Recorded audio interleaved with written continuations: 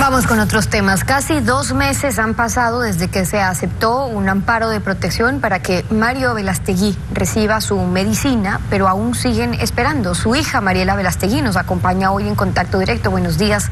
Gracias por estar con nosotros. Buenos días, Steffi. Buenos días también. En mayo de este año, su padre, quien padece cáncer renal, tuvo un cambio de fármaco porque el que tenía ya no estaba surgiendo efecto en su tratamiento, pero este cambio era por una medicina más costosa, más de $6.500 cada 28 días. Y entonces fueron al IES para eso. ¿Y cuál fue la historia? En el mes de mayo, al realizarse el cambio de medicación, nos informaron que el medicamento no se encontraba dentro del cuadro básico aprobado por el Ministerio de Salud Pública. El cuadro básico es muy importante recordar que no había sido revisado en más de 6 años. La medicina para enfermedades catastróficas está en constante evolución y depende mucho de los desarrollos tecnológicos en el área médica. Al no tener una revisión el cuadro médico en más de 6 años, el hospital solo cuenta con medicina obsoleta, de poca eficacia. Al progresar la enfermedad, la nueva medicina no se encuentra dentro del cuadro básico y pese a ser un paciente con discapacidad de la tercera edad, jubilado por enfermedad y con una enfermedad catastrófica, el hospital niega la medicina. Como familiares no satisfechos con este resultado, acudimos a las instancias legales para hacer valer sus derechos. Se violaron los derechos fundamentales tales como el derecho a la salud y el derecho al buen vivir. Eso fue lo que argumentaron, porque le iba a preguntar sobre eso, porque una vez que hacen la solicitud al IES, les es negada, alegando que la medicina además no estaba dentro del cuadro básico de medicamentos, presentan un amparo de protección y argumentan esta vulneración de sus derechos. ¿Dónde estaban las afectaciones? Habían múltiples afectaciones. La principal es el derecho a la vida. Dentro del proceso se determinó judicialmente que se habían vulnerado todos sus derechos: el derecho a la salud, el derecho al buen vivir y el derecho a la vida, que es el principal de los derechos. La jueza constitucional, luego de atender nuestro requerimiento, escuchó a los acusados, que en este caso eran el Estado, el IES y el Ministerio de Salud Pública. Las 3 entidades comparecieron al proceso indicando que no existía ninguna vulneración de derecho y que no les competía entregar la medicina por no encontrarse dentro de este cuadro básico obsoleto. Y entonces, a pesar de que este recurso sí fue aceptado, no se ha cumplido con una resolución judicial. Esa resolución que dispone que la medicina tiene que ser comprada, que tiene que ser entregada de forma inmediata y les da un plazo de 3 días desde la sentencia. Pero entonces, ¿de qué sirve esas medidas?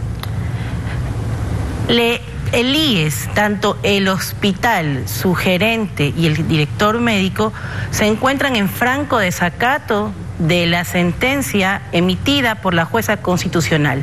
Dentro de las medidas hay 2. La primera es a la calificación de la demanda, que era entregar como medida de emergencia una toma del producto, que es decir, una caja. Esta caja debía ser entregada en 3 días desde la notificación al hospital. Esta caja única, que es la que hemos recibido en 5 meses, fue entregada 2 meses después. Esta medicina ya terminó y la reposición mensual que debería darse ni siquiera ha sido comprada. La respuesta que recibimos por parte de los funcionarios del IES es que no cuentan con presupuesto para realizar la compra y que no pueden realizarla de otra forma porque luego podría ser que Contraloría emita un informe desfavorable, menoscabando el derecho del afiliado.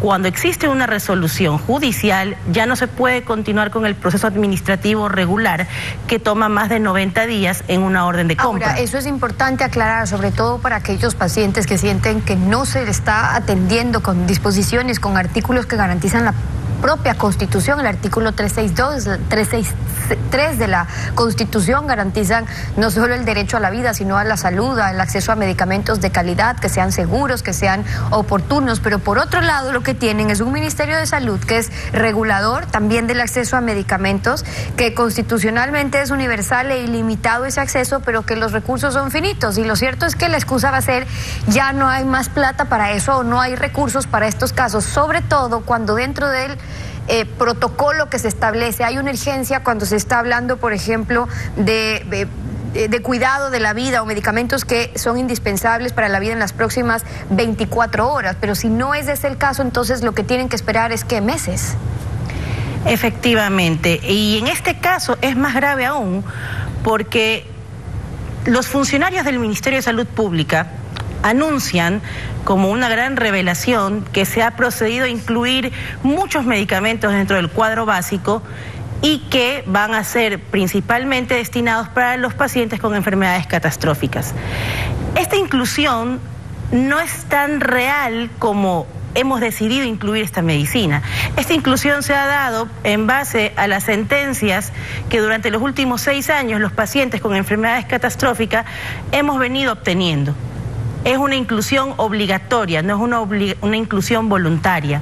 Adicionalmente, en este caso particular, mi papá es un paciente jubilado del IES. El IES recibe millones de dólares de nosotros, todos los afiliados, mes a mes. Y le niega la medicina a un paciente con un cáncer en estadio 4, una enfermedad catastrófica. Y no solo a él. En la sentencia solicitamos la reparación integral para los demás pacientes que también han sido diagnosticados. Y esos demás pacientes, porque las historias que se conocen de aquellos que tienen que pasar este viacrucis prácticamente para adquirir las medicinas que no llegan al 1 mes, a los 2 meses, a veces a los 3 meses, es que aquellos pacientes que están en ese estado mueren, ya no están aquí para contar esas historias, ni sus familiares quieren presentar las acciones que puedan corresponder porque en efecto su familiar ya se fue. En el caso de ustedes, ¿han podido conocer todas estas historias durante todos estos años y creen que entonces con estos 454 medicamentos que están dentro del cuadro básico todavía hay pacientes que están desprotegidos y no se pueden agarrar de alguna disposición legal que les permita tener acceso?